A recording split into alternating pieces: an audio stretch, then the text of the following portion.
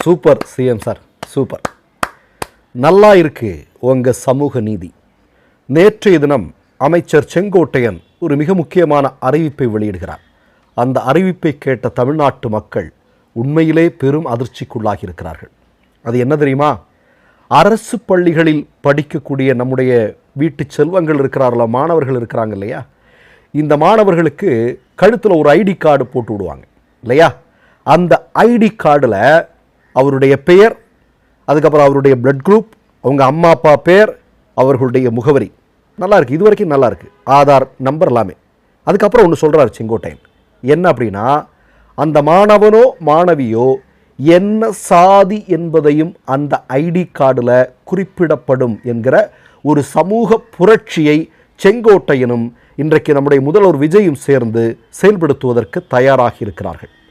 இந்த அறிவிப்பு வெளிவந்த உடனேயே வீரமணி போன்றவர்கள் சொல்லியிருக்கிறார்கள், இதை உடனடியாக விஜய் அவர்கள் வாபஸ் பெறல அப்படின்னா உங்களுடைய வீடை நாங்கள் முற்றுகையிடுவோம் அப்படின்ற ஒரு எச்சரிக்கையை அவர்கள் பதிவு செய்திருக்கிறார்கள். இப்போ தினமுமே விஜய் அவர்களுடைய ஆட்சியில் ஒரு பெரு அதிர்ச்சி நமக்கு காலையிலேயே தமிழ்நாட்டு மக்களுக்கு ரெடியாக வச்சுருப்பாங்கன்னு நினைக்கிறேன். இப்போ நேற்றைய தினம் உங்களுக்கு நல்லா தெரியும், ஒரு அமைச்சர் அப்படி பேராசிட்டமால் மாத்திரையை மொபைலில் வச்சு அப்படி உடச்சி நல்லா இருந்தது, பார்க்க சூப்பராக இருந்தது. ஆமாம், அது ஒன்று நடந்தது. இப்போது இது ஒரு செய்தி நமக்கு எல்லாருக்கும் நல்லா தெரியுங்க. இந்தியாவிலேயே மிகப்பெரிய சாதி வெறி கொண்டவன் கூட தன்னுடைய பெயருக்கு பின்னால் தன்னுடைய சாதி பெயரை போடுவதற்கு அச்சப்படக்கூடிய, யோசிக்கக்கூடிய இடமாக தமிழ்நாடை மாற்றி அமைத்திருக்கிறது திராவிட கட்சிகள். மறுக்கவே முடியாது.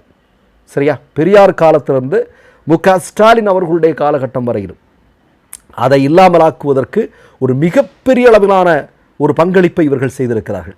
இதோ சமூக நீதியை ஒழிக்கிறோம், இதோ எங்கள் அமைச்சரவையில் எத்தனை அவங்க தெரியுமா, எத்தனை இவங்க தெரியுமா, நாங்கள் எப்படி தெரியுமா அப்படின்னு சொல்லிட்டு வந்தவங்க ஒவ்வொரு மாணவனுடைய பள்ளி அடையாள அட்டையிலும் சாதி பெயரை குறிப்பிட வேண்டும் என்று சொல்வது நிச்சயமாக தமிழ்நாட்டு மக்கள் மத்தியில் ஒரு மிகப்பெரிய கொந்தளிப்பை உருவாக்கியிருக்கிறது. நான் என்ன கேட்குறேன், நாம் ஏன் சமைச்சு இது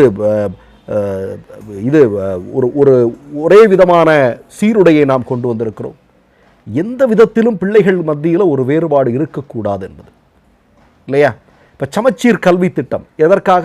எல்லாரும் ஒரே மாதிரியான பாடத்திட்டத்தில் படிக்கணுங்கிறது.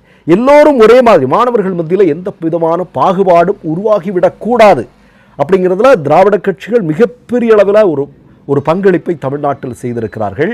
இந்த நேரத்தில் தான் மாணவர்கள் மத்தியில் பாகுபாடை உருவாக்குவதற்காக ஒரு திட்டத்தை இவர்கள் அமல்படுத்தி